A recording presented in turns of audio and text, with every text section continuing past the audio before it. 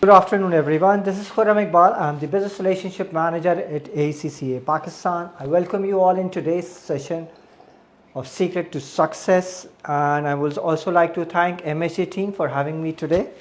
Before we crack the agenda for today's session, just a housekeeping message. If you have any query or question with our distinguished panelists, please do use the chat function. I will take your queries and questions during the session.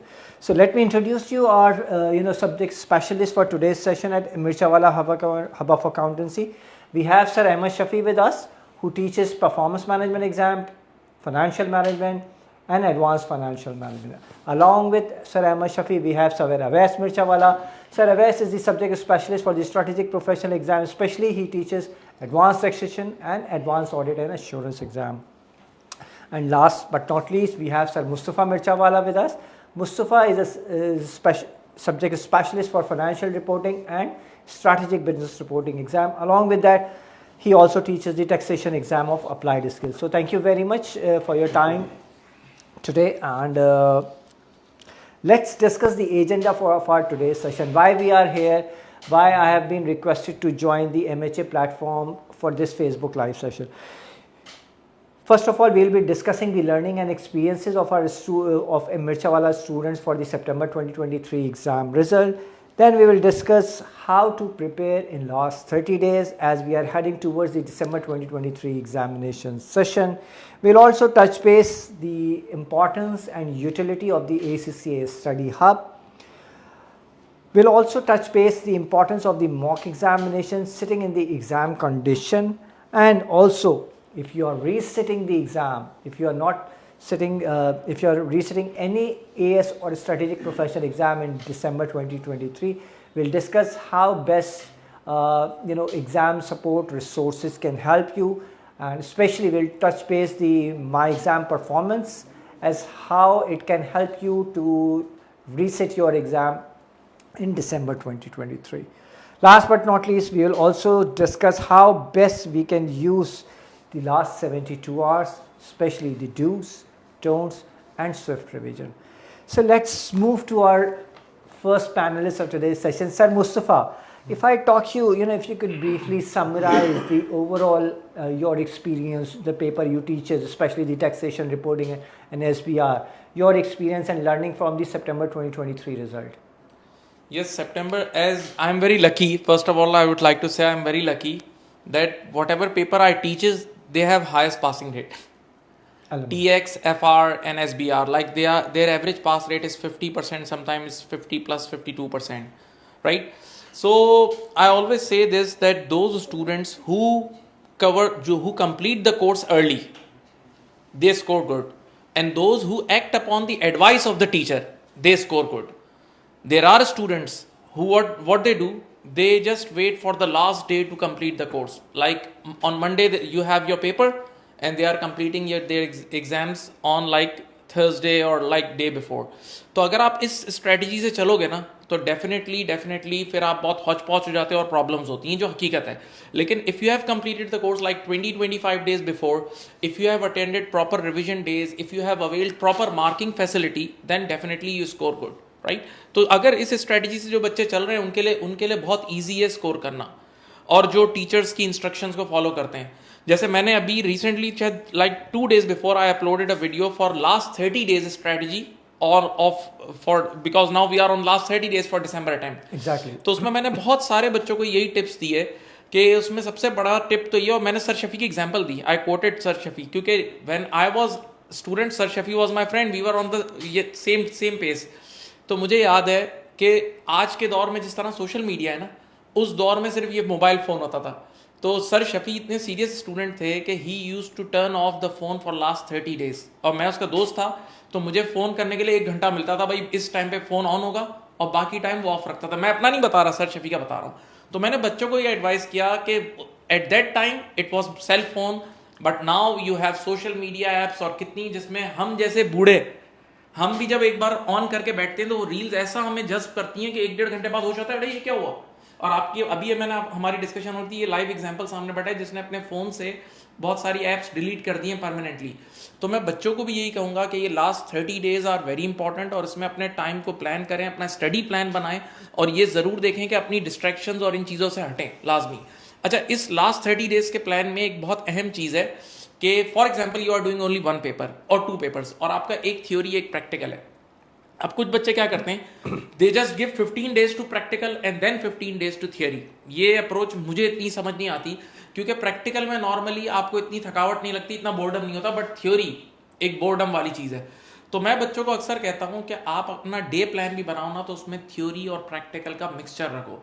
यानी आपने जब सुबह fresh है ना, उस time थोड़ी theory पढ़ ली, और फिर जैसे ही आप थकने लगे तो आप you can shift your self towards practical.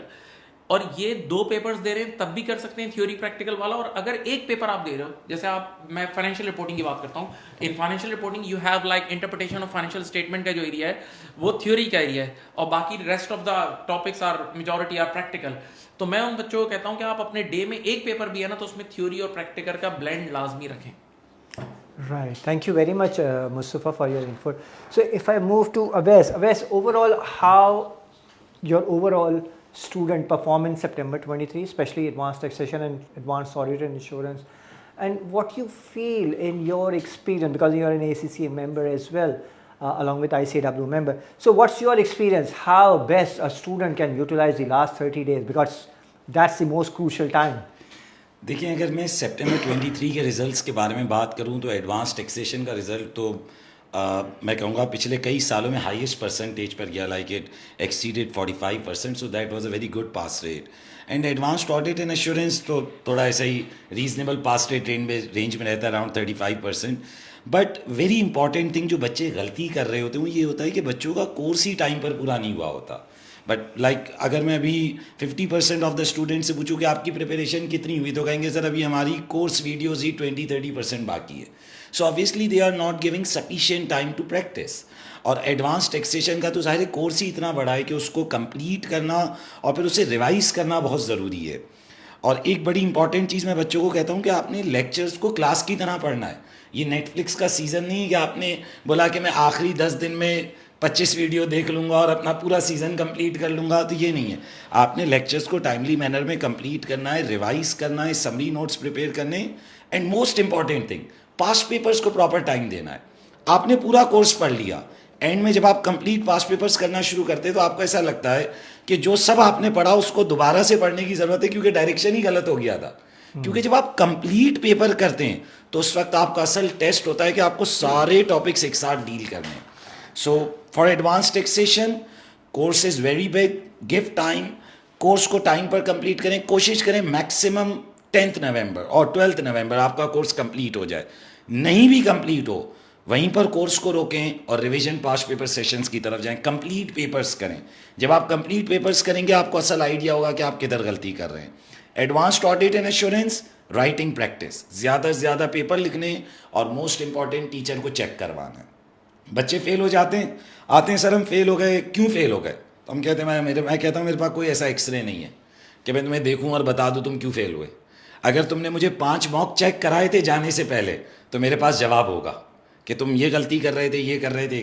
तो प्लीज़ कंप्लीट पेपर्स करें, टीचर को चेक कराएं, रिविजन पास पेपर्स करें, and this will be very important कि आप पेपर को टाइमली मैनर में पास करें। इवन एक आखिरी बात बोलूं, अभी रिसेंटली मेरे एडवांस टैक्सेशन का जो स्टूडेंट अली हैदर, जिसने पाकिस्तान टॉप स्कोर किया इन सितंबर 23 अटैम्प्ट, तो उसका मैंने एक इंटरव्यू लिया था छोटा सा। तो मैंने कहा आप अपना एक्सपीरियंस शेयर करें। तो वो तो ज़ाहिर पोजीशन होल्डर बच्चा है, वो बच्चा जॉब भी कर रहा है साथ में, ही इज़ डूइंग जॉब, और उसने पाकिस्तान टॉप सिक्योर किया। तो उसने कहा सर मेरा कोर्स एग्ज़ाम से 40 डेज़ पहले कंप्लीट हुआ था, उसके बाद मैंने सिर्फ पास पेपर्स किए। तो दिस इज़ द डिफरेंस कि जो एक पोजीशन होल्डर बच्चा कर रहा है और वो बच्चे जो फिर ज़ाहिर पास ही नहीं कर पा रहे, तो वो कोर्स फिर आखिरी दिन कंप्लीट हो रहा है, उसमें भी 4 लेक्चर बाकी हैं। हमारे LMS में एक अटेंडेंस मॉनिटरिंग का सिस्टम है। जैसे ही कोई फेल हो जाता है ना और कहता है मैं फेल हो गया, तो मैं कहता हूँ अपनी ईमेल ID दो और मैं पोर्टल पे जाके उसकी अटेंडेंस निकालता हूँ। तो आप बिलीव करें मोर देन 20-30% जो फेलियर बच्चे हैं उन्होंने लेक्चर ही पूरे नहीं सुने होते। तो मैं उसको वीडियो बना के भेजता हूँ, मैं कहता हूँ देखो ये रहा जवाब। आपने लेक्चर पूरे नहीं किए, पास पेपर्स नहीं किए, फिर आप कैसे एक्सपेक्ट करेंगे कि आप फर्स्ट अटेम्प्ट में पास करें? Right, thank you very much. Moving on to Sir Shafi. Sir Shafi, मेरी नज़र में one of the paper you teach that is performance management exam in applied skill, I think people find it very difficult, शायद थोड़ा सा boring है in terms of because rich theory subject है.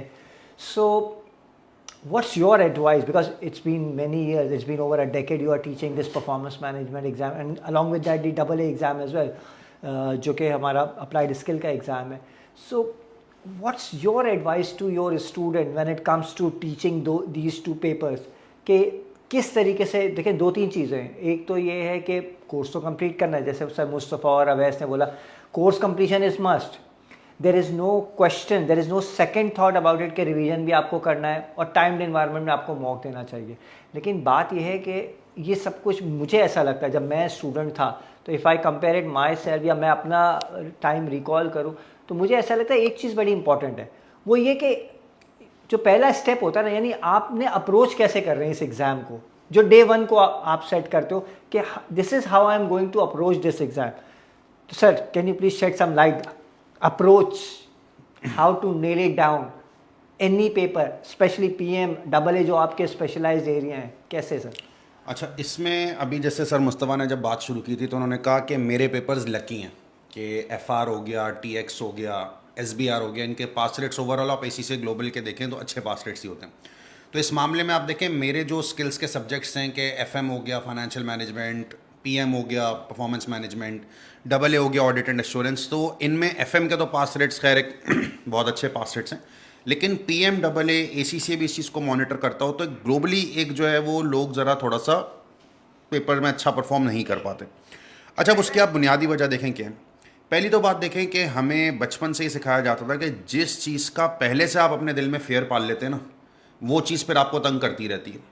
अब क्योंकि ये एक सोशल मीडिया का दौर है, इन्फॉर्मेशन सबके बिल्कुल हाथ में कि यार मेरे पास जो इन्फॉर्मेशन है वो मैं पब्लिक कर देता हूँ, दूसरी इन्फॉर्मेशन किसी के हाथ में, बच्चे आपस में कनेक्टेड है. तो कोई बच्चा F1, F2, F3 जो कि ACCA का नॉलेज मॉड्यूल है, उसके बाद जैसी वो स्किल्स में आता है ना, उसके दिल में पहले से डर बिठा दिया जाता है कि यार PM, AA मुश्किल पेपर हैं और ये हैं और वो हैं सारा. जबकि आप ये देखें कि PM, AA मुश्किल पेपर्स नहीं, इनको आप एक चैलेंजिंग पेपर्स कहें तो वो ज़्यादा बेहतर है कि वो एक आपकी जर्नी में थोड़ा सा एक जो है वो चैलेंज क्रिएट करें.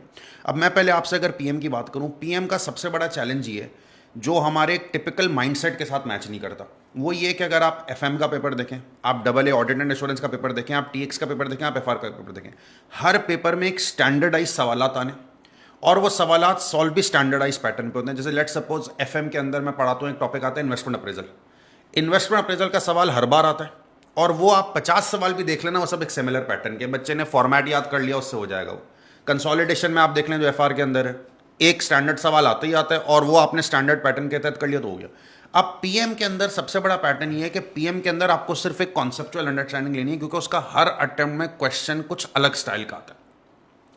अब वो अलग स्टाइल का जो क्वेश्चन आता है तो स्टूडेंट को ये दिखता है कि यार ये मैंने क्लास में जो पढ़ा था ना उससे थोड़ा सा मुख्तलिफ है, वो आधी हिम्मत वहीं पे हार जाता है. जबकि मैं स्टूडेंट को एक अप्रोच वाइज गाइड करता हूँ कि यार आपके पास 25 मार्क्स का क्वेश्चन आया, 20 मार्क्स का क्वेश्चन आया, ठीक है वो नॉर्मल आपके टिपिकल पास पेपर से थोड़ा सा डिफरेंट है, but your aim should be to capture maximum marks out of that.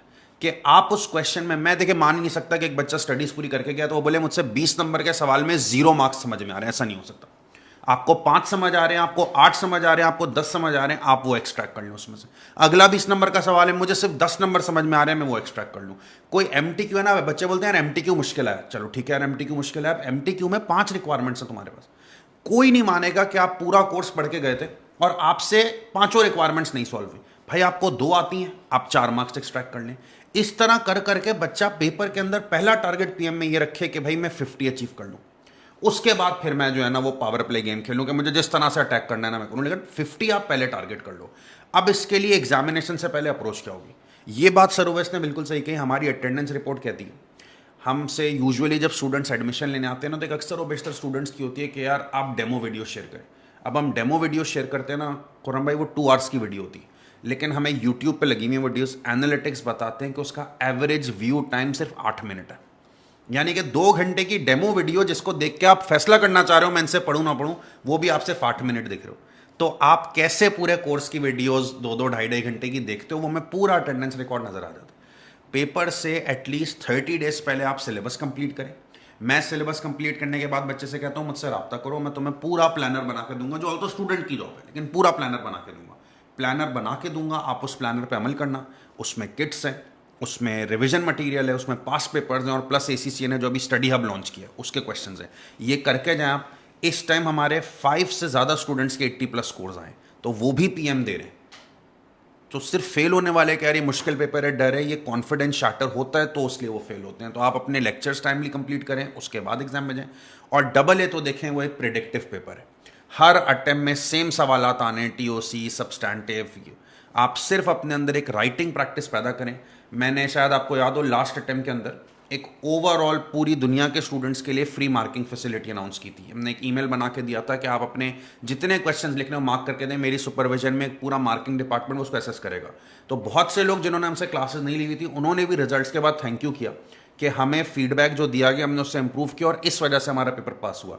तो जो हमारे रजिस्टर्ड स्टूडेंट्स हैं या नॉन रजिस्टर्ड स्टूडेंट्स हैं, AA अगर आपने पास करना है, आप सिर्फ हमारी मार्किंग फैसिलिटी अवेल कर लें। हम चैलेंज करते हैं आपको, आपका फीडबैक इंप्रूवमेंट देंगे, आपका पेपर बहुत अच्छे मार्क्स से पास होगा। Thank you very much sir Shafi.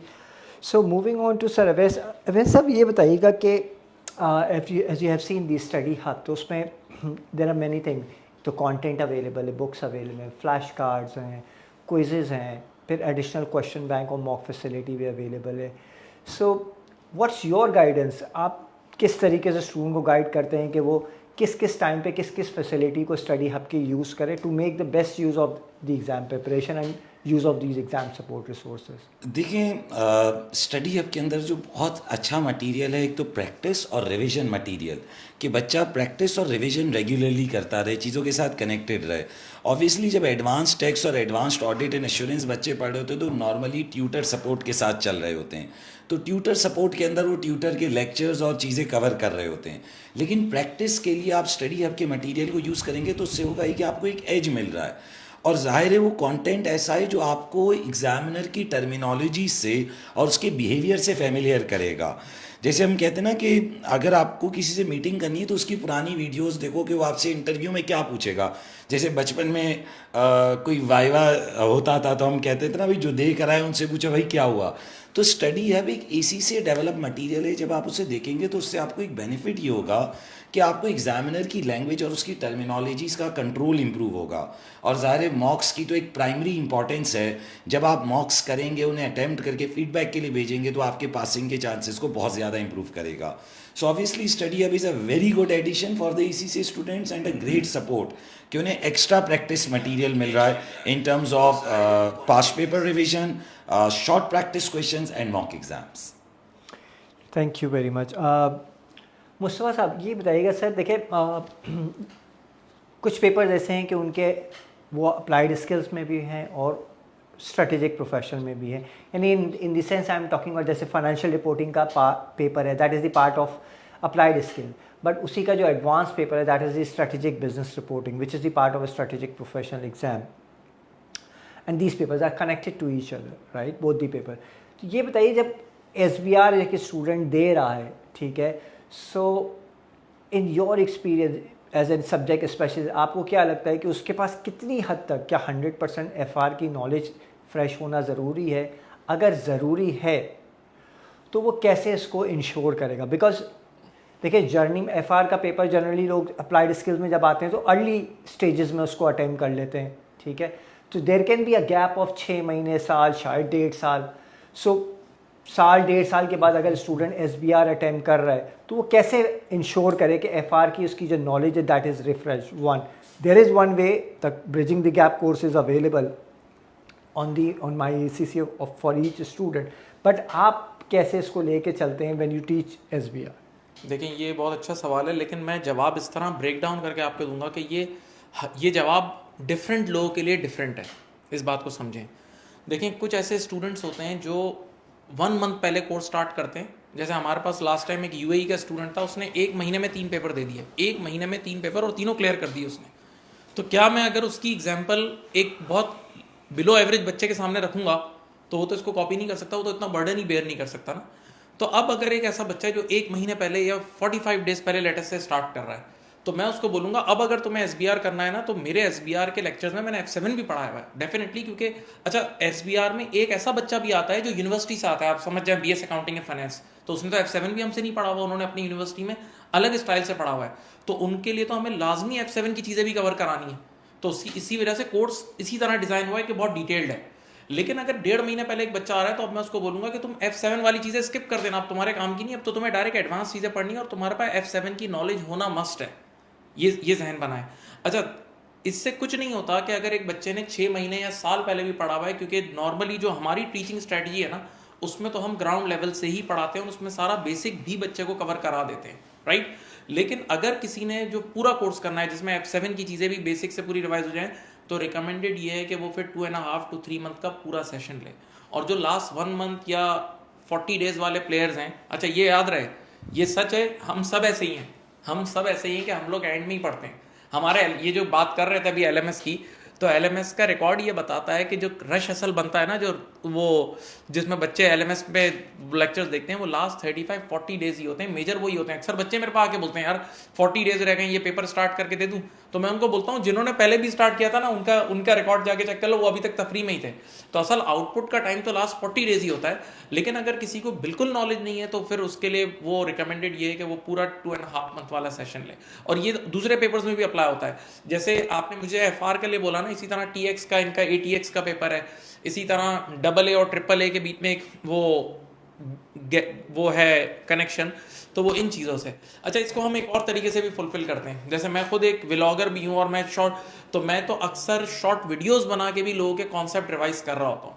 इसमें एक और चीज़ भी हम ऐड कर सकते हैं कि अगर किसी का टाइम कम है और उसकी नॉलेज नहीं है, तो हम उनको कहते हैं कि जो F7 यानी FR वाले एरियाज हैं उसको 2x पे देख लो, या अगर 2x पे नहीं देख सकते क्योंकि स्पीड का ऑप्शन है, तो सिर्फ उसकी PDF फाइल लो और उस PDF फाइल के थ्रू देख लो, या अपने ही F7 के रजिस्टर से रिवाइज कर लो। तो लेकिन ये डेफिनेटली हर इंसान के लिए डिफरेंट एडवाइस होती है, क्योंकि हर इंसान अल्लाह ने डिफरेंट बनाया। बट बॉटम लाइन ये है कि आप ये कह रहे हैं कि पुरानी जो नॉलेज है, जो बेसिक नॉलेज है फाइनेंशियल रिपोर्टिंग की, या कोई भी ऐसा एग्ज़ाम जिसका एडवांस लेवल के अंदर, जैसे टैक्सेशन का एग्ज़ाम है, आप ATX पढ़ाते हैं, उसकी जो बेसिक नॉलेज, जो फंडामेंटल नॉलेज है, उसको रिफ़्रेश करना ज़रूरी है और बहुत हेल्प मिलती है। मैं अब अपनी स्टोरी में अगर आपको सुनाऊँ ना, तो जब मैं अपना F7 का पेपर दे रहा था एज अ स्टूडेंट, मैं F3 का टीचर था, मैंने 15 डेज में पढ़ के निकाल लिया था। मैं किसी और बच्चे को रिकमेंड नहीं करूँगा 15 डेज, लेकिन होता क्या है, अगर आप F7 के कोर्स को देखें ना, तो उसमें मेजॉरिटी चीज़ें बेसिक से ही कनेक्टेड होती हैं, कुछ ही चीज़ें एडवांस होती हैं। तो जिसकी बेसिक स्ट्रॉन्ग है वो एडवांस में बहुत जल्दी परफॉर्म करता है। इसी तरह SBR, जब मैं अपना SBR दे रहा था, मैं F7 पढ़ा रहा था, तो वो फौरन से वो चीज़ें मुझे हेल्प आउट करती थी और 20 डेज 25 डेज में पेपर पढ़ के क्लियर किया। लेकिन डेफिनेटली हर आम आदमी के लिए ये नहीं है, केस टू केस डिफरेंट है।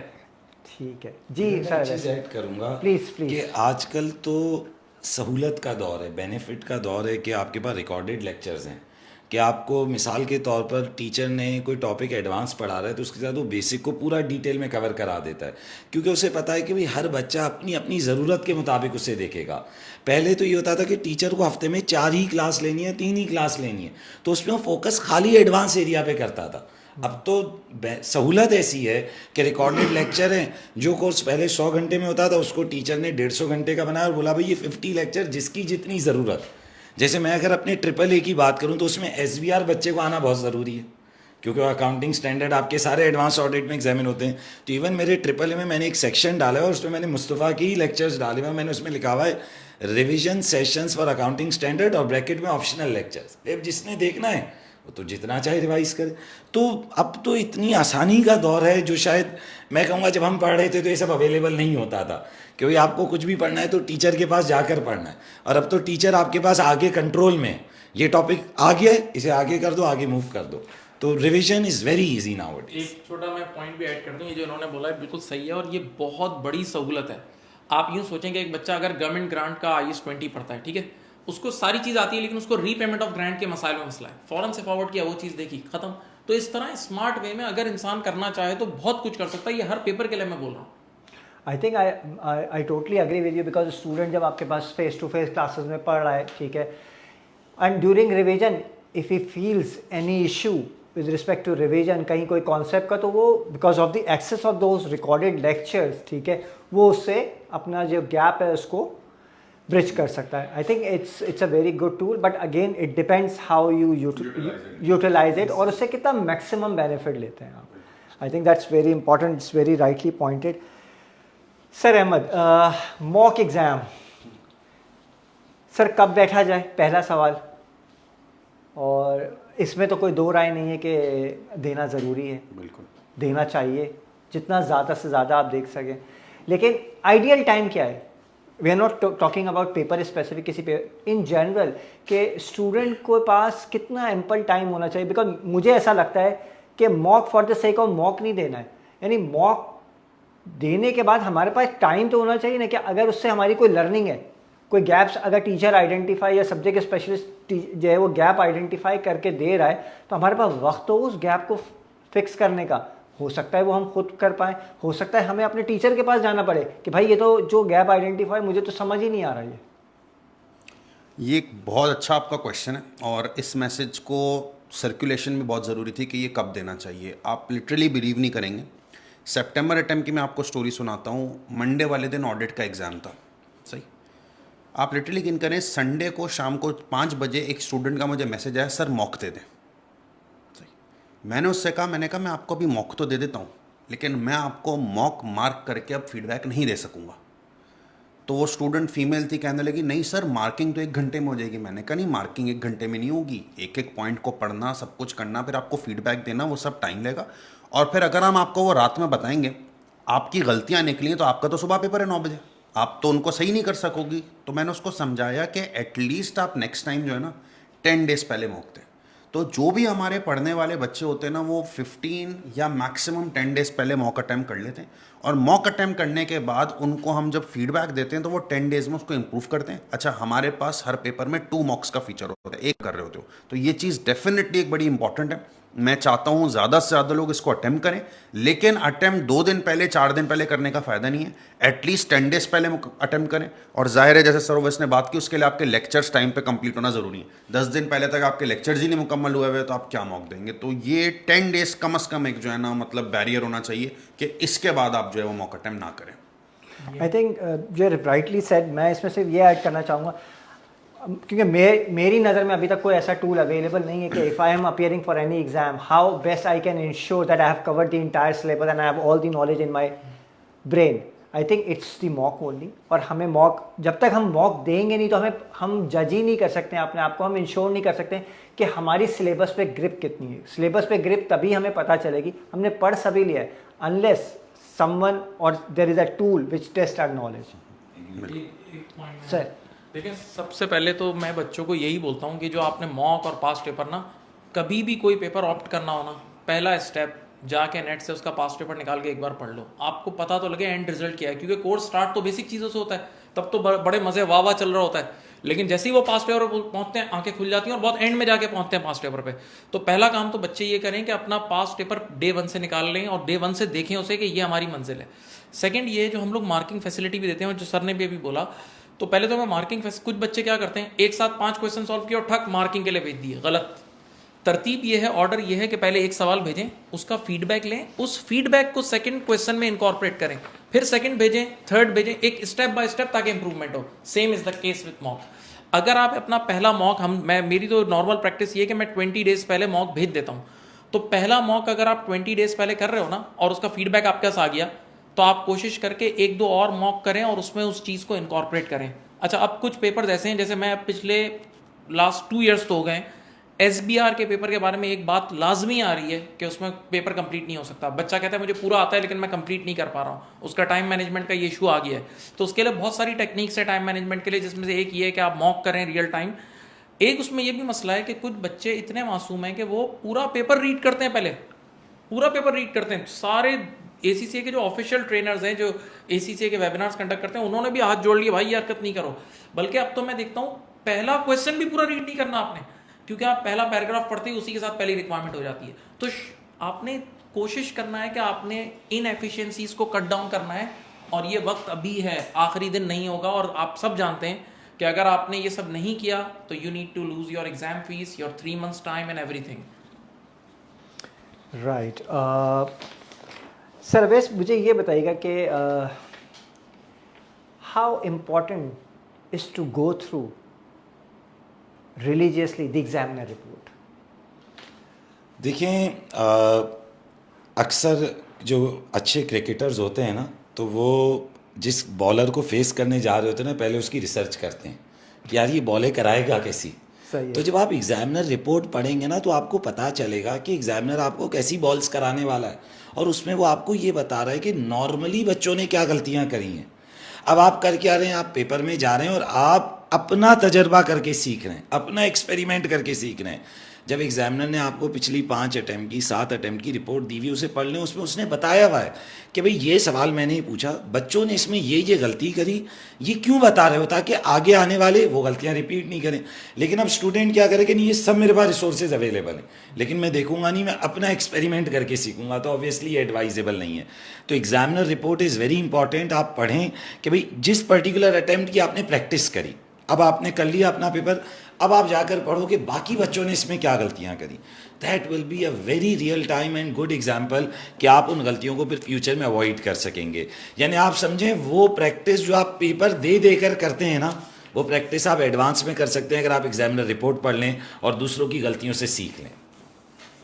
Right, thank you very much, for एक चीज़ और मुझे बताइए, because you all three teachers one of the exam for the applied skills. जैसे आप जो है टैक्सेशन पढ़ाते हैं, सॉरी आप लॉ पढ़ाते हैं, आप टैक्सेशन पढ़ाते हैं, एंड अहमद आप जो है वो 3 पेपर्स पढ़ाते हैं, PMAA NFM। देखिए हमारे पास 2 तरीके के स्टूडेंट होते हैं when it comes to exam entry. One is the first time sitter, जो पहली बार कोई भी पेपर दे रहे होते हैं, और दूसरे हमारे पास एक कोहॉर्ट ऐसा होता है जो रीसेट कर रहे होते हैं। सो नाइट बीन में काफ़ी सेशंस हो चुके हैं जो हमने एक नया टूल इंट्रोड्यूस किया था, my exam performance feedback. So as a subject specialist आप लोगों को क्या लगता है, if the student is following that my exam performance feedback, how easy और how good it is to prepare for any reset of the applied skill exam? उसकी utility और importance पे थोड़ा सा बात बहुत इंपॉर्टेंस है। देखें, आप सबसे पहले तो आपको ये पता लग जाता है कि आपका वीक एरिया क्या है। वो आपको टाइम मैनेजमेंट के बारे में बता रहा होता है, एवरी स्कोर के बारे में बता रहा होता है। तो जहाँ से आपको वीकनेस एक बार सामने आ गई ना, तो अब जैसे मैं अक्सर कहता हूँ कि बेहतरीन डॉक्टर कौन है, हम सब जानते हैं कि जो आइडेंटिफाई कर दे भाई, जो आपको डायग्नोस कर दे कि ये प्रॉब्लम है। कितनी बार ऐसी बीमारियां होती हैं कि कई 15 दिन तक तो डायग्नोस ही नहीं हो रहा होता कि भाई हार्ट का इशू है, क्या इशू है। तो ये तो ACCA का बहुत बड़ा एहसान है कि वो आपको रेडीमेड ये बता देता है कि ये इस एरिया में मसला है। लेकिन मैं एक अमूमी तौर पे, और ये मैंने खुद इसका सेशन भी ACCA UK ने कंडक्ट किया था और मैंने अटेंड किया था, उसमें एक बात उन्होंने बोली हुई है, स्पेशली जो अप्लाइड स्किल्स के, अप्लाइड स्किल्स में फेल होने की एक बहुत बड़ी वजह सेक्शन C है। ये सच है, और बहुत सारे बच्चे बोलते भी हैं जब वो एंड में वो आता है ना, जो आपने कहा कि ACCA एग्जाम फीडबैक, तो उसमें सेक्शन C एक बहुत बड़ा इशू होता है कि बच्चा फेल होता है, because section C is all about presentation. उसमें वो सॉफ्टवेयर पे प्रैक्टिस करनी होती है, और बच्चा इसी चीज़ से भागता है कि मैं प्रैक्टिस क्यों करूं और सॉफ्टवेयर पे रियल एग्जाम में प्रैक्टिस क्यों करूं।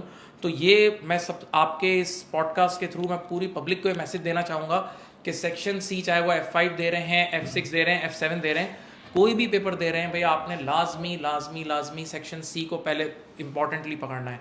अच्छा, अगर इन केस आपके साथ ऐसा होता है कि वो, अच्छा एक दौर में ये मसला था अप्लाइड स्किल्स के लिए, आप भी मानेंगे इसको कि भाई जब ACCA के पास पेपर रिलीज होते थे ना, तो वो सिर्फ सेक्शन C के होते थे ना, वो MCQs डिस्क्लोज करते थे। हाँ, 1-2 MCQ एग्जामिनर रिपोर्ट में आते हैं, लेकिन वो डिटेल्ड में फर्स्ट 60 मार्क्स का कोई पास पेपर हम में से वो अप्लाइड स्किल्स का वो आउट नहीं होता था। तो अब बच्चे अक्सर ये कहते थे यार हम सिर्फ कैप्लन की किट पे डिपेंडेंट है, हम BPP की किट पे डिपेंडेंट है। तो मैं कहता हूँ अब ACCA स्टडी हब तुम्हारे सामने आ गया है, अब उसमें इतने क्वेश्चन हैं, हमने हमारी अपनी क्लासेस में हमने उनको रिकॉर्ड भी कर दिया। लेकिन हाँ, मैं बच्चों को पहले यही बोलता हूँ रिकॉर्डिंग से पहले कि first try it yourself, अगर in case if you have problem then इसमें आए। अच्छा, अभी जो एग्जामिनर रिपोर्ट की बात कर रहे थे ना, उसमें एक बड़ी अहम चीज़ है जो मैं बच्चों को हमेशा बोलता हूँ, specially for SBR and SBL, in 2 papers में एग्जामिनर ने इतना बड़ा एहसान कर दिया। आज से 3-4 साल पहले ऐसे आर्टिकल्स लिखे हैं कि उन्होंने क्वेश्चन लिखा है और उसके 3-4 सोल्यूशन लिखे हैं। सोल्यूशन नंबर 1 लिखा है, उसने बोला इसको मैं 9 आउट ऑफ 10 दूंगा। सोल्यूशन नंबर 2 बोला ये एवरेज स्टूडेंट का है 5 आउट ऑफ 10, डफर स्टूडेंट का बोला 3 आउट ऑफ 10। यानी आपको वो इतना बता रहा है कि ये करोगे तो ये मिलेगा, ये करोगे इतनी बड़ी डेप्थ इससे पहले कभी नहीं थी, और ये रिसोर्सेज बच्चे मिस करके चले जाते हैं। मैं तो बच्चों को हमेशा कहता हूँ कि आर्टिकल्स के लिए सेपरेट 3 डेज अलग कर दो, ये ऐसी चीज़ें। और आर्टिकल में से आपको मैं बताऊँ SBR में कितनी बार 25 मार्क्स के क्वेश्चन आए। जैसे एक पास में ICO का एक एरिया था, इनिशियल कॉइन ऑफरिंग वगैरह, सीधा सीधा वो आर्टिकल उसने उठा के पूरा 25 मार्क्स का दिया। अब अगर बच्चा वो आर्टिकल पढ़ने के लिए भी टाइम नहीं निकाल रहा और वो बच्चों वाली चीज़ों पे और लेक्चर देखने में, शायद मैं अब यूँ बोलूँगा कि अब उस लेक्चर से भी ज़्यादा इंपॉर्टेंट ये आर्टिकल्स पढ़ना था। ये चीज़ जो इन्होंने बताई है ना, इसमें मैं भी एक एडिशन करूँ। ये जो एग्जामिनर रिपोर्ट्स होती हैं, इस एग्जामिनर रिपोर्ट्स में अब जैसे आपको देखा होगा कि ACCA खास तौर पर स्किल्स मॉड्यूल के एग्जाम्स के ना MCQs MTQs पब्लिश नहीं करता, लेकिन आप PM के पेपर में, FR के पेपर में, FM के पेपर में, AA के पेपर में अगर आप एग्जामिनर रिपोर्ट्स पढ़े ना, वो हर एग्जामिनर रिपोर्ट में 3 से 4 MCQs और 1 MTQ छाप देता है, और वो अक्सर और बेशतर रिपीट भी होते हैं एग्जाम्स के अंदर। और अगर आप इस टाइम ACCA के किसी भी एग्जामिनेशन देने वाले बच्चे को उठा के भी देखें कि आपने एग्जामिनर रिपोर्ट्स पढ़ी थी, तो जवाब होता है नो, ये तो हमने पढ़ी नहीं थी। तो और ये जो ये आपको मार्किंग की बात भर रहे थे, ऐसा FAT के ऑडिट एंड एश्योरेंस के भी पेपर में 3-4 उन्होंने सैम्पल आंसर्स अपनी रिपोर्ट्स में दिए हुए कि किसी ने अगर ये पॉइंट लिखा था इस सवाल में तो उसको इतने मार्क्स मिले, किसी ने अगर ये पॉइंट लिखा था उसको इतने मार्क्स मिले।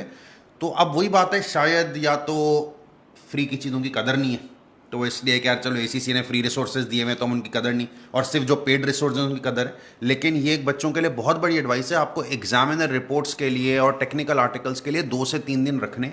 एग्जामिनर रिपोर्ट से आपको जेन्युइन कुछ MCQs MTQs मिल जाएंगे, और वो MCQs MTQs आपको डेफिनेटली जो है वो हेल्प करेंगे, क्योंकि एग्जाम में अक्सर और बेशतर रिपीट हो जाते हैं। अच्छा, इधर जो मार्किंग वाला, जी सर, जो मार्किंग वाला डॉक्यूमेंट है, read the mind of marker, जी, ये तो एक माइंड ब्लोइंग आर्टिकल है जो बच्चे को एक आइडिया देता है कि आपको मार्क्स किन चीज़ों के मिल रहे हैं। क्योंकि होता है कि बच्चे एग्जामिनर आंसर पढ़ते हैं अपने पास पेपर्स पढ़ते हुए, और वो एग्जामिनर आंसर होते हैं डिटेल्ड, वो कहते हैं सर ऐसा तो हमसे लिखा नहीं जाएगा। अब ज़ाहिर है एग्जामिनर आंसर जो लिखे हुए बच्चे ने तो नहीं लिखे हुए, वो तो एग्जामिनर ने राइटर अप्रोच से लिखे हुए। लेकिन ये जो आप read the mind of marker वाला डॉक्यूमेंट पढ़ते हैं, इसमें आपको पता चलता है एक बच्चे का आंसर जिसको उसने अच्छे मार्क्स दिए और एक बच्चा जिसे बुरे मार्क्स दिए, तो वो पढ़ के आपको लगता है हाँ यार ये मैं कर सकता हूँ, ये मेरा लेवल है। क्योंकि एग्जामिनर आंसर वाला लेवल तो बच्चा कहता है तो मैं पहले दिन से ही अचीव नहीं कर सकता। तो बहुत इंपॉर्टेंट डॉक्यूमेंट है, इवन इन AAA। तो मैंने इस पर पूरे वीडियो लेक्चर्स रिकॉर्ड किए हैं और पूरे डॉक्यूमेंट को रिव्यू करा है ताकि बच्चे उससे हेल्प लें। Thank you very much. Just some announcement for the student. If you are preparing for the SBL exam toward December 2023 exam, so SBL का जो pre-seen material that is already available on practice platform, और ये 31 अक्टूबर से available कर दिया गया है, so you can make the best use of that pre-seen material. Secondly, next week onward, exam in focus webinars we are starting at ACCA, जिसकी emails तमाम student को भेजी जा चुकी हैं ACCA UK की तरफ से, and these webinars are being conducted for all applied skill and strategic professional exam towards December 2023 examination session. Last but not least, जो December 2023 के लिए जो mock exam है, these will be available on practice platform from week starting November 13 onwards. So I'm just repeating it again. If you are attempting papers if you are sitting in December 2023 examination session, so you can make the best use of ACCA's mock exam, which will be made available on practice platform from week starting 13th of November. So coming back to you, Abes, last 72 hours, Monday exam है, we are sitting on the Friday, 72 घंटे रह गए exam में. What's your advice to your student preparing for ATX and AAA? इसके लिए मैं ये कहूँगा कि लास्ट 72 आवर्स में आपने क्या करना है उसकी तैयारी अभी से शुरू कर लें। क्योंकि अक्सर बच्चे ये 3 दिन शुरू होने से पहले पूछते हैं सर अब आखिरी 3 दिन में क्या करें, तो उसकी तैयारी आपको आज से करनी है। अब इसका क्या मतलब हुआ, देखिए मेजॉरिटी ऑफ द स्टूडेंट्स अब कंप्लीट पास्ट पेपर सेशंस की तरफ, कंप्लीट पास्ट पेपर्स करने की तरफ मूव हो रहे होंगे। तो जब आप पास्ट पेपर्स कर रहे हैं ना, तो उसमें जो की फाइंडिंग्स हैं, जो आपकी की मिस्टेक्स हैं, उन्हें आज से जमा करना शुरू कर दें कि ये मिस्टेक्स मुझे लास्ट 72 आवर्स में रिवाइज करनी है कि मैं दोबारा रिपीट ना करूँ। वैसे तो आप लास्ट 72 आवर में पूरा कोर्स रिवाइज करोगे, ह्यूमन बिहेवियर है कि बोलेगा मैं जाते हुए हर चीज़ को एक बार देख लूँ, लेकिन ख़ास तौर पे उन एग्जाम फोल्डर जिसको हम कहते हैं, तो वो तो आप हर पेपर में यूज़फुल है। और साथ उस एग्जाम फोल्डर में एक और चीज़ करनी है कि जब बच्चा पहली बार एग्जाम किट कर रहा होता है, डेफिनेटली एग्जाम किट या स्टडी हब के क्वेश्चन तो अब मैं देख रहा हूँ वो बहुत ज़बरदस्त क्वेश्चन हैं, तो वहाँ बंदा फंसता है। तो फिर वो सोल्यूशन में देख के उसका सोल्यूशन ढूंढ लेता है। तो मैं बच्चों को बोलता हूँ जहाँ फंसे हो ना, वो यादगार इवेंट है, उस यादगार इवेंट को बस रिकॉर्ड कर लो उसी पेज पे जो ये कह रहे हैं, ताकि लास्ट 3-4 डेज में आपने सिर्फ उसको एक नज़र देखना है और आपको सब रिकॉल हो जाएगा। फिर मैं यहाँ एक और बात बोलूँगा कि मैं जो बहुत सारे बच्चों को ये रिकमेंड कर चुका हूँ, स्पेशली F6 में F7 में बहुत बोलता हूँ कि ओरल एग्जाम किट करो। अब लास्ट 3-4 डेज में 72 आवर्स में तो आप आधा टाइम तो सो जाओगे, या 30% टाइम तो आपका सोने का है, तो वो तो आपने हटा दिया। तो आप खुद सोचें आपका टाइम बचता कितना है। अगर उसमें आप रिटन अप प्रैक्टिस करोगे तो आप हार्डली एक दिन में 5-6 सवाल कर पाओगे, सोचें। तो इससे बेहतर है, मैं तो बच्चों को कहता हूँ पूरी एग्जाम किट ओरल कर लो। आपने क्वेश्चन देखा और अपना सोल्यूशन माइंड में पूरा रिवाइज किया, फिर चेक कर लिया। इस तरह करके पूरी एग्जाम किट, हर छोटा बड़ा सारे सवाल आपके माइंड में रिकॉल हो जाएंगे और आप बहुत अच्छा परफॉर्म कर सकते हैं।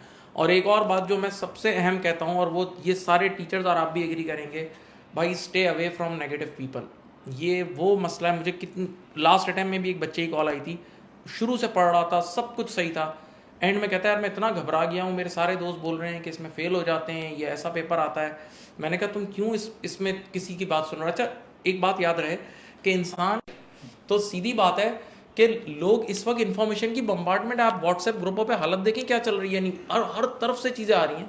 तो हर व्हाट्सएप ग्रुप में घुसने का भी नहीं है, बड़ा डिसिप्लिन से लेके चलना है। नेगेटिव इन्फॉर्मेशन आपने कंज्यूम नहीं करनी, वरना आपकी सारी मेहनत वेस्ट हो जाएगी। इसका कल एक सिलसिले से हवाले से, एक इवेंट के हवाले से मैं अपडेट दूं आपको। एक बच्चा है, उसका नेक्स्ट वीक में F2 का एग्ज़ाम है। तो कल उसने मतलब मुझे और जो मेरे साथ असिस्ट करती हैं F2 की क्वेरीज़ को, तो एक 50 क्वेश्चंस की जो है ना उसने हमें फ़ाइल भेजी कि सर ये 50 सवालात के ना मुझे आंसर्स नहीं मिल रहे, तो ये आप काइंडली जो है ना वो मार्क करके इनके आंसर्स दे दें। अच्छा, अब आपको पता है BPP का एक स्टैंडर्डाइज फ़ॉन्ट होता है, आपके स्टडी हब का एक स्टैंडर्डाइज फ़ॉन्ट होता है, हमारे उसका एक स्टैंडर्डाइज फ़ॉन्ट होता है। तो मैंने उससे कहा, मैंने कहा यार ये कोई अजीब से सवालात लग रहे हैं, ये आपने कहाँ से लिए? कहने लगा सर ये कॉस्टिंग के ICMA के क्वेश्चंस हैं। तो मैंने कहा कि आप ACCA का अपना अप्रूव मटेरियल है, BPP का, कैप्लन का, स्टडी हब का, हमने आपको इतने क्वेश्चंस कराए, तो आप वो करके जाओ। कह रहे मैंने वो सब कर लिए, अब मैं डिफरेंट क्वालिफिकेशन जितनी भी है ना गूगल पे सर्च कर रहा हूँ, उन सब के कॉस्टिंग और जितने सवालात आ रहे हैं ना मैं वो सब करके जा रहा हूँ। मैंने कहा देखिए, अब वही बात है कि पेट में ना एक लिमिटेड गुंजाइश होती है कि मैं कितना खाना एब्जॉर्ब कर सकता हूँ। अब आप अगर हज़ार, तो इंटरनेट तो देखिए इन्फॉर्मेशन से भरा पड़ा है, इधर वही बात है, हर व्हाट्सएप ग्रुप आप खोलें उस पर 500,000 सवाल आती है। एक सब्जेक्ट के पाकिस्तान भर में कितने टीचर्स हैं, अब क्योंकि ऑनलाइन का दौर ज़्यादा है तो दुनिया भर में कितने टीचर्स हैं। अब आप बोले मैं सबके सवालात ले लूँ, सब कर लूँ, और इवन उससे मेरा पेट ना भरे, मैं दूसरी क्वालिफिकेशन से भी कर लूँ, तो जो ऑफिशियल स्टडी मटीरियल है, ACCA study hub, BPP, Kaplan, आपने जिस ट्यूटर से पढ़ा है उसका आप काम करें, और यही सारा काम आपको सुकून से पेपर पास करा देगा, रादर देन आप इतनी जगहों पे जो है वो जाएं और इतनी इन्फॉर्मेशन को कैप्चर करें। प्लस ये है कि इस टाइम देखें, ख़ास तौर पे जो लोग फेस टू फेस क्लासेस भी ले रहे होते हैं, फेस टू फेस क्लासेस के स्टूडेंट्स को हम लोग एक ऑफिशियली फैसिलिटी ऑफर करते हैं कि हम उनको अपने ऑनलाइन LMS का भी एक्सेस दे देते हैं। तो आप एग्जामिनेशन से, जैसे आप 3 डेज पहले कह रहे, आपने फेस टू फेस क्लासेस लिए, यू आर द बेस्ट जज ऑफ योर सेल्फ। कोई भी बंदा ये नहीं कह सकता कि मैं हर एरिया में 100% परफेक्ट हूँ। आपको लगे अच्छा यार मैं इस टॉपिक में वीक हूँ, आप ऑनलाइन LMS की एक्सेस हमारी है, आप खोलें, उस टॉपिक को रिवाइज करें, क्विकली रिफ्रेश करें और उसके 2-4 सवालात अटेम्प्ट कर लें, और तैयारी ये सारी आज से ही करें कि आपने आखिरी 72 आवर्स में क्या करना है। And these recorded lectures facility are available for across all exams जो आपके face to face classes जी जी, सारे एग्जाम्स के लिए, क्योंकि देखिए हम अब तकरीबन जो है ना वो 65+ कंट्रीज़ में भी अपनी प्रेजेंस जो है वो बना चुके हैं। तो अब ये बहुत सारी कंट्रीज़ में तो मोड ही रिकॉर्डेड का चलता है। पाकिस्तान के अंदर क्योंकि हमारा ऑन कैंपस भी है, फेस टू फेस क्लासेस भी तमाम पेपर्स की ऑफर हो रही हैं, तो उनके लिए भी फैसिलिटी है कि वो हमारी ऑनलाइन क्लासेस को भी अवेल कर सकते हैं। And this has proven to be very effective in improving pass rates further. Right. Thank you very much. I have 2 last questions with you people, and one is related to the ASN-SP exam और दूसरा foundation diploma के लिए. So I'll go with Mustafa first. Mustafa, consider yourself that you are a student, ठीक है, and you are sitting in the exam hall, SBR का आप exam कर रहे हैं, and whatever the question it is, let's say it's a section C का question है, शायद कोई 20 मार्क्स का क्वेश्चन थ्योरी बेस्ड, ठीक है ना। सो 20 मार्क्स का एक सवाल है, एंड आइडियली लेट्स से 20 मार्क्स के सवाल को, we are just talking about the hypothetical figures, ठीक है। सो लेट्स से 20 मार्क्स का सवाल है and you need at least 40 good minutes to justify your answer, ठीक है। बट समहाउ एग्जाम प्रेशर की वजह से you are left with only 18 minutes. 40 की जगह आपके पास 18 मिनट है भाई, ठीक है, और 18 मिनट में how best you can use exam tips, techniques, the approach towards that question to gain maximum marks out of that 20 marks in 18 minutes. क्या strategy बनाएंगे आप? ये एक सवाल एक बार किसी ने पूछा था कि मैं एक ऑलरेडी एक क्वेश्चन पे हूँ और अब एक और नेक्स्ट क्वेश्चन पे मुझे जंप करना है और टाइम बहुत कम है। तो इसका जवाब मैंने बड़ा अजीब जवाब दिया था कि अगर next question simple knowledge based है, आपको सिर्फ नॉलेज पुट करनी है तो आप नेक्स्ट क्वेश्चन पे पहुंच के कर लो। लेकिन अगर नेक्स्ट क्वेश्चन एप्लीकेशन बेस्ड है जिसमें आपको उससे पढ़ के अंदर से कनेक्ट करना होगा और पूरी एप्लीकेशन करनी होगी, तो आप बेहतर है फिर ये पहले वाला क्वेश्चन करो। ये तो एक जवाब हो गया कि आप एक एग्जिस्टिंग क्वेश्चन पे हैं और आप अपने नेक्स्ट क्वेश्चन पे जंप करना है जबकि टाइम बहुत कम है, या ये पूरा कर लो या नेक्स्ट क्वेश्चन पे चले जाओ। हमारे पास सिनेरियो ये है कि we are done with that paper, we are on the last question only, सिर्फ आखिरी सवाल ही हमारा रह गया है जिसके लिए आइडियली लेट से 40 मिनट चाहिए, और हमारे पास 18 मिनट है, हमारे पास 18 तो मिनट मैं है। हमेशा ये बात बोलता हूँ भाई something is better than nothing. आप first of all go for hanging fruit, यानी जो सामने फल नजर आ रहा है ना उसको पहले तोड़ के खा लो, ना कि ऊपर चढ़ के और वो लंबा चौड़ा काम करना। तो आपने सबसे पहले तो आपने रिक्वायरमेंट पढ़नी है। रिक्वायरमेंट से आपको फौरन से रोड मैप सामने आ जाता है, भाई कौन सी रिक्वायरमेंट ऐसी जो फौरन होगी, तो पहले वो मार्क्स आपने चुपचाप कैद कर लिए। Then go for those marks which are difficult अगर आपके पास टाइम बचता है। अच्छा ये भी याद रहे कि भाई मैं ऐसे मेरा रूटीन है कि बच्चा पेपर देकर आता है ना तो मैं उससे इंटरव्यू लेता हूँ, भाई तुम्हारे साथ क्या हुआ उस पेपर में, यानी तुमने तो इतने ऐसे रूटीन स्टूडेंट्स हैं कहते हैं हमने 80 मार्क्स का SBR का पेपर किया, बाद में पास हो जाते हैं। 75 पे पास हो रहे हैं लोग, 75 मार्क्स का अटेम्प्ट किया पास हो जाते हैं। तो ज़रूरी नहीं है ये वैसे रिकमेंडेड यही है, मैं बोलता यही हूँ कि 100 मार्क्स का पूरा करो ताकि पेपर चेकिंग 100 मार्क्स से शुरू हो, तो कट के भी आप 60 55 पे पास हो जाओ। लेकिन अगर किसी ने 80 भी किया है तो अब वो ये गिल्ट के साथ ना मर जाए कि मैं फेल ही हो जाऊंगा, नहीं ऐसा नहीं हो सकता। तो मैं ये रिकमेंड करूंगा कि पहले तो हैंगिंग फ्रूट जो इजी मार्क्स है वो ऑप्ट करें, और उसके बाद रिमेनिंग मार्क्स के लिए एक छोटी सी अप्रोच मैं हमेशा बताता हूँ, ये लोग भी बताते हैं अपने पेपर्स में, वो है प्लानिंग, एक शॉर्ट प्लानिंग। कि अगर आपको एक थ्योरी की रिक्वायरमेंट करनी है ना तो कुछ लोग क्या करते हैं, क्वेश्चन पढ़ा और फिर टाइप करना शुरू करते हैं और थोड़ी देर में वो भूल जाते हैं कि हमें क्या पूरा प्लान था। तो मैं उनको बोलता हूँ भाई अगर 7 मिनट्स का आपने उस पर टाइम देना है, 3 मिनट की प्लानिंग कर लो। एक पॉइंटर क्वेश्चन रीड कर रहे हो, एक पॉइंटर हाथ में रखा कि मुझे नंबर 1 IFRS 15 की डेफिनेशन लिखनी है, नंबर 2 एप्लीकेशन में स्टेज 5 की बात लिखनी है, नंबर 3 हमने वो परफॉर्मेंस ऑब्लिगेशन की बात करनी है। ये छोटे अच्छा ये पूरे लाइन नहीं लिखनी है, हल्के पॉइंटर लिख लिए। और जब अब आपने टाइप करना है ना उस क्वेश्चन को नहीं देखना, आपने उन 5 पॉइंटर का ठक आपने टाइप करा और आपको आउटपुट मिल जाता है। हाँ ये पहले बता दूं सारे बच्चों को कि जब आप वो प्लानिंग कर रहे होगे ना तो दिल दुख रहा होगा मेरा टाइम ज़ाया हो रहा है, अभी तो मैंने एग्जाम में कुछ भी इनपुट नहीं किया। लेकिन अगर वो आपने प्लानिंग कर ली ना तो फिर आपका पेपर ऐसा स्मूथ, यानी वो उस टाइम आपका वो टाइम वेस्ट नहीं होगा कि बार बार पेपर में झांक रहे हो, फिर सोच रहे हो और डिसबैलेंस हो रहे हो।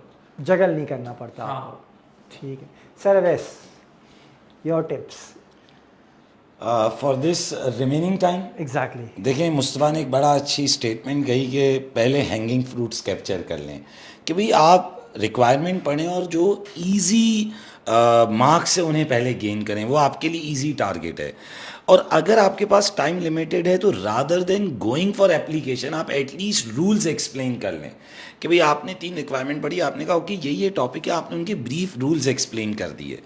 और एक बड़ी अच्छी चीज़ मैं बोलूँगा कि एक रिक्वायरमेंट को ज़्यादा डिटेल में करने से बहुत बेहतर है कि 3 रिक्वायरमेंट्स को थोड़ा अटैम्प्ट कर लें, ताकि आपको एटलीस्ट सबके आइडेंटिफिकेशन के मार्क्स मिल जाएं। क्योंकि देखें जो इवैल्यूएशन वाले मार्क्स हैं ना वो गेन करना बहुत मुश्किल है। तो एटलीस्ट हर रिक्वायरमेंट को थोड़ा सबके रूल बता दिए, थोड़ा रिलेट कर दिया, और आप समझिए अगर वो 25 मार्क्स हैं और आपने जाते जाते उसमें से 10 भी ले लिए तो आपकी जीत है। आप पासिंग मार्क तो ले ही गए, उसका पासिंग मार्क उसके 12.5 नंबर थे, आपने 10 मार्क भी सिक्योर कर लिए, तो दैट इज़ गुड। तो इजी मार्क्स की तरफ जाएं। नंबर 1, अगर एप्लीकेशन में टाइम लग रहा है खाली रूल्स लिख दें। मैं ये नहीं कह रहा रूल्स लिखने से परफेक्ट मार्क्स मिलेंगे, at least you will get something. And number 3, किसी भी एक रिक्वायरमेंट को डिटेल में करने से बहुत बेहतर होगा कि अगर 3 रिक्वायरमेंट है सबको थोड़ा सबको ब्रीफली अटेम्प्ट कर लें। Right, thank you very much Awais. एक हमारे पास फेसबुक पे सवाल है, sir Ahmed, I have a question, which paper should I choose in professional level first? पहला पेपर एसपी के अंदर, I think the student has done with the AS exam, that is what I am reading from this message. Which paper? अच्छा, कहाँ से आप शुरू करें? जब भी हमारे साथ सेशन कंडक्ट करते हैं आपको याद है ये सवाल हमेशा आता है कि कौन सा पेपर जो है वो लेना चाहिए।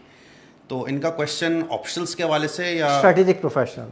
अच्छा, अब स्ट्रैटेजिक प्रोफेशनल के हवाले से अब उसमें आपका SBL है, SBR है और देन फिर आप ऑप्शनल की तरफ जाते हैं, तो एक मेरी पर्सनल राय है कि आपको SBR की तरफ से जो है ना वो Start लेना चाहिए। स्टार्ट लेना चाहिए। ठीक है। Another question for you, Sir Awais. It is from Mohammad Shoaib Saab. My question is from Sir Awais related to AAA exam. I have done with the audit planning question and also audit review stage question, but I am struggling in writing the procedure for other assignment. What's your advice for me? देखें, procedures एक ऐसी चीज़ है जो scenario specific drafting है।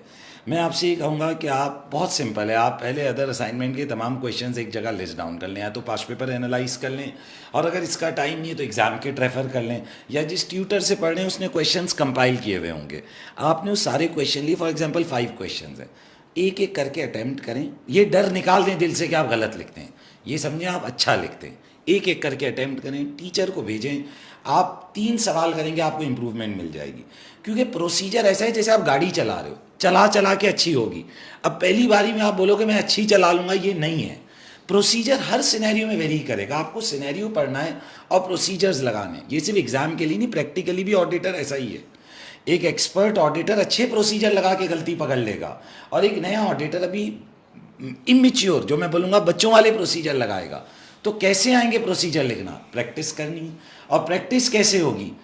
जितने सवालें निकालने, 10 सवाल मिल गए, 10 तो बहुत हैं। आपने 2 अटैम्प्ट किए, सर को भेजे, सर ये चेक कर दो, फीडबैक दे दो। किसी भी टीचर से पढ़ रहे हो, किसी से नहीं पढ़ रहे, सेल्फ पढ़ रहे हो, मुझे भेज दो, मैं चेक कर दूंगा, उस पर फीडबैक ले लो।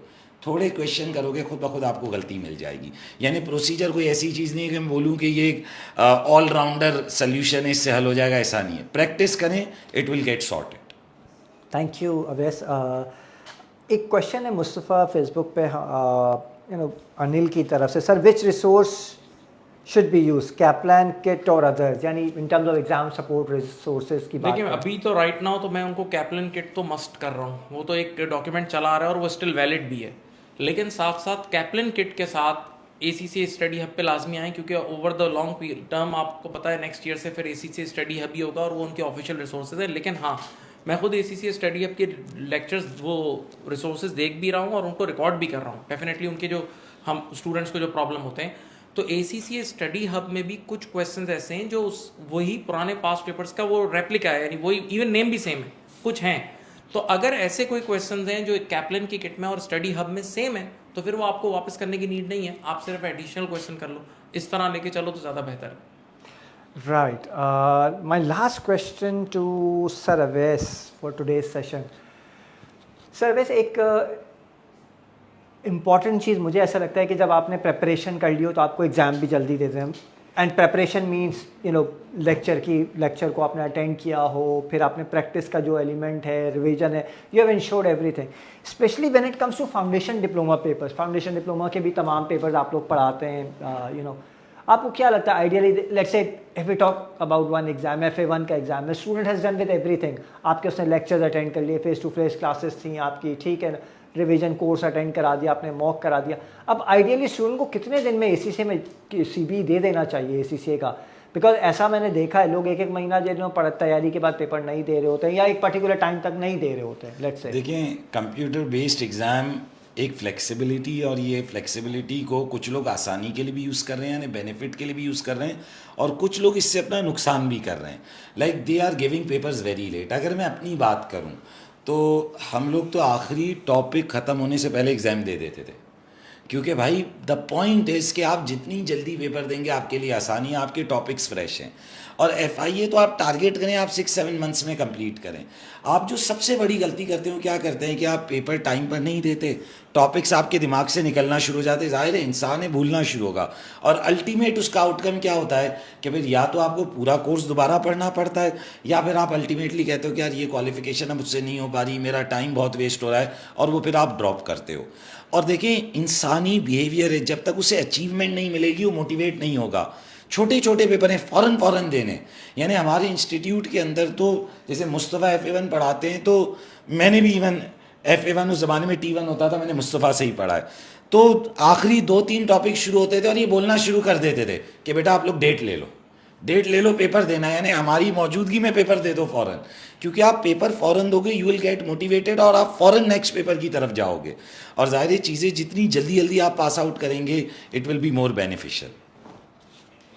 बैचेस ख़त्म होने के बाद हम 15 डेज़ के अंदर अंदर कोशिश करते हैं कि मेजॉरिटी बैच के स्टूडेंट्स जो है ना वो एग्ज़ाम दे दें, क्योंकि आपका वो कोर्स उस टाइम ख़त्म हुआ होता है, फ्रेश होता है, आप 15 दिन के अंदर प्रिपरेशन करें। अच्छा, हमारी अब टीचिंग स्ट्रैटेजी भी ऐसी है कि हम अच्छी खासी किट्स, प्रैक्टिस क्वेश्चंस करवा देते हैं बच्चे को, बस रिमेनिंग किट्स अटैम्प्ट करनी है, स्टडी अप क्वेश्चंस अटैम्प्ट करने हैं और एग्जामिनेशन जाके देना है।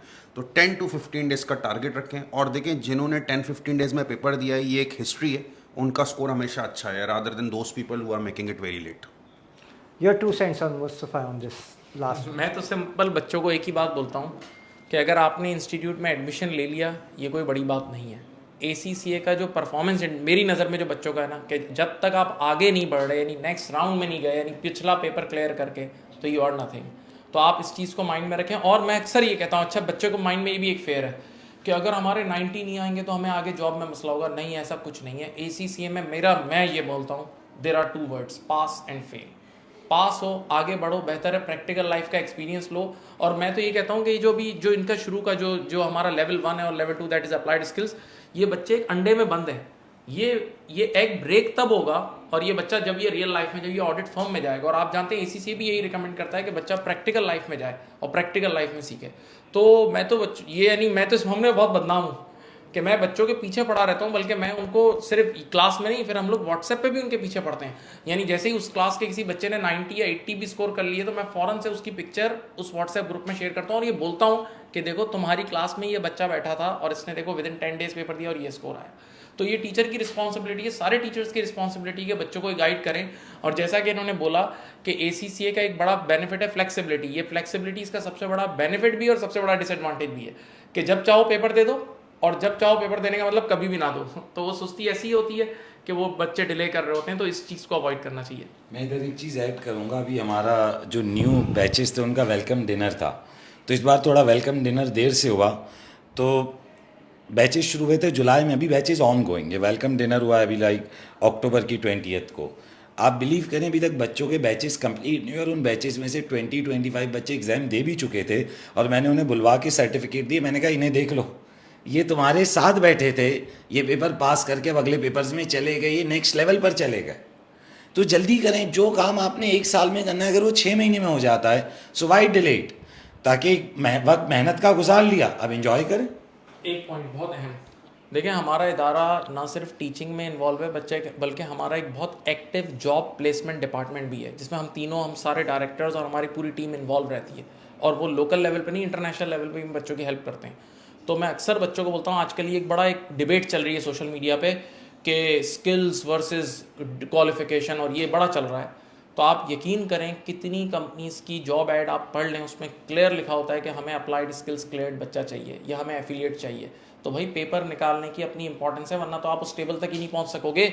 और उस पेपर क्लियर करने में ये वाले पेपर्स भी हैं जो आपने क्लियर करने हैं, जो CBE पेपर्स हैं। तो ये सब बच्चे माइंड में रखें कि ये जो जंग चल रही है ना स्किल्स वर्सेस क्वालिफिकेशन, तो क्वालिफिकेशन का अपना रोल है definitely. Thank you very much. If I summarize the overall conversation which we had in an hour or so, in last 1 hour, I think when it comes to secrets to success, पढ़ना ज़रूरी है, classes लेना important है, kids की practice करना ज़रूरी है, but I think जो basic essence है, test your knowledge, and knowledge आपकी test तभी होगी when you are habitual of doing practice, and practice makes the man perfect. So make sure you appear for your mock examination, get it checked from your subject specialist, and I wish you all the best for the December 2023 exam. Thank you very much, Awais, Mustafa and Mushafi, for having me today, and we had a wonderful conversation. I think this will help a lot to our December 2023 exam. Thank you very much. Stay tuned with ACCA Pakistan page, and we'll come up with more interesting information, exciting news for you. Thank you and Allah Hafiz.